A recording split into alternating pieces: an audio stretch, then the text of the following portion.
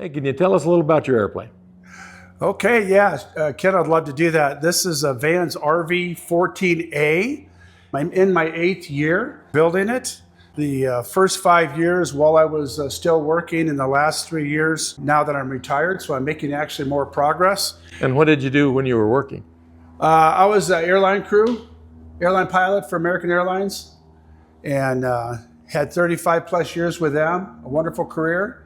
And but now I'm looking forward to getting back to my first love, flying general aviation stuff. And boy, I'm so excited about this RV-14. In fact, I'm closing in. I'm kind of hoping, well, I'm going to get it done this summer. A lot of people ask me, well, when is it going to be done? And the standard answer is it's going to be done on Tuesday. So we just leave it at that. I don't know what Tuesday, but I have my engine installed here. This is a Lycoming IO-EXP 119. It's the newest engine that Van kind of developed along with Lycoming. It is rated at a minimum of 215 horsepower, and often, including mine, was bench tested by Lycoming right around 220 horsepower. So it's going to be an amazing airplane. Once I get this thing done, I have a beautiful Raptor prop, which is up there on the bench. And it is a composite 3-blade from Hartzell called a Raptor. I basically have the wings done over here. This was a quick build, saved me a lot of time. And the wings are basically done except the bottom skins. You can see this skin is missing here. I do have to put in my heated pitot tube in one of the wings, and then just finish off a couple of the things for the wiring. But basically it's ready to close up, and then it'll be ready to install. The tail feathers are all done as well. The horizontal stab is underneath here, wrapped up so it's protected and keep, from banging into it. The flaps, ailerons, vertical stab, and the rudder are all wrapped up really nice and safe. They've all been completed. They're on this workbench that I built. I am currently working on the cowling, and this has actually been a bigger project than I thought it would be.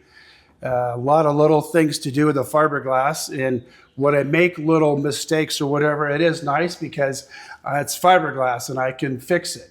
So I'm learning about fiberglass. It's been pretty cold here this winter, which is not good for fiberglassing. But now that it's warming up, I'm able to continue work on this. And once that's complete, then basically my focus will be to finish the baffling here on the engine. And I'm going to actually paint that, might as well, since the engine looks so pretty. And then I'll finish hooking up all the sensors, the plug wires. I have to put in my exhaust system and complete all the things that need finishing here on the engine. Once I do that, then I'll basically be ready to put the tail feathers on.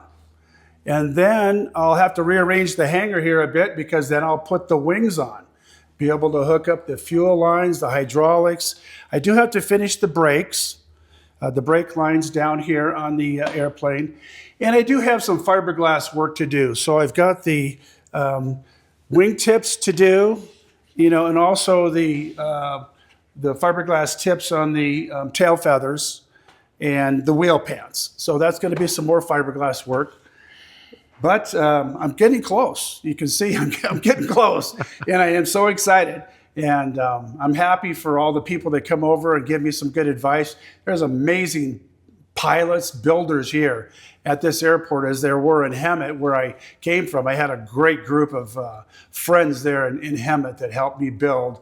And so we've been here only about a year now in this new location. But I'm making great friends, a lot of good people to come and help me. The canopy's done. That was also a big challenge, but my instrument panel is done. This was designed by me with the help of Stein Air, and they're great engineers there.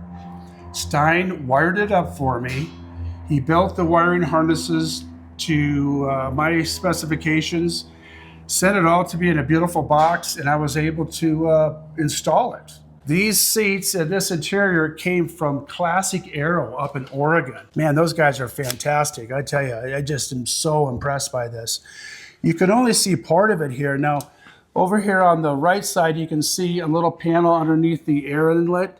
Well, that's typical of the type of stuff that's going to be all across the side of the cabin on both sides. This airplane's going to be able to carry 100 pounds of baggage in that huge area. So my wife can take her 80 pounds and I'll take my 20 pounds. You know?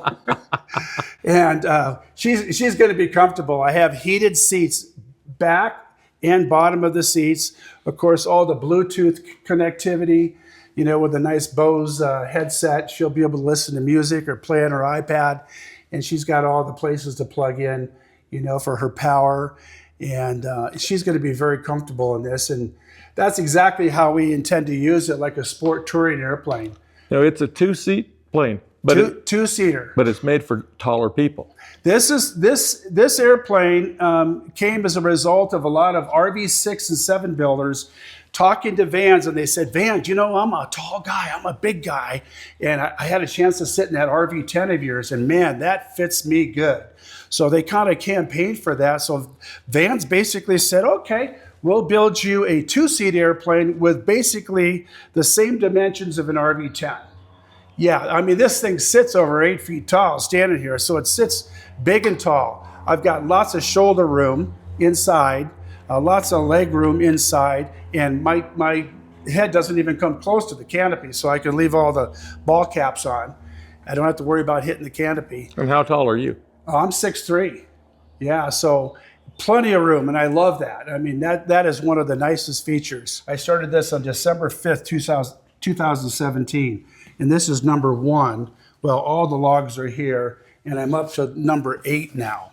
So I document basically everything, you know, whatever I do, good and bad. I document my mistakes too. And my wife would say, well, they're not really mistakes, honey, they're opportunities. So lots of learning, lots of awesome things that we can do with this kit. But Vans and their team have designed an amazing airplane. I mean, if somebody wants to build this thing, it's their most advanced kit that they have now. I have a beautiful hangar here at Prescott Airport, and we kind of make it nice and homey. I've got my larger computer over there and my desk and all the parts organized. So I try to put everything on wheels too. My wife found this at a garage sale and I modified it. So I put all these little parts bins from Vans into these little boxes. And man, is it nice. And I do get accused of being the most organized guy here at the air. Oh, you are. Yeah. I'm in hangars every day, and you are the most organized guy. You know, I don't want to badmouth my friends who have, airplane parts piled all over their workbenches, but that's just the way I have to work. So I have to organize everything, and I've got all my boxes with all the tools. Merle, you even have your dinosaurs organized. Yeah. And tell us why the dinosaurs are here. Well, I have 6 grandkids.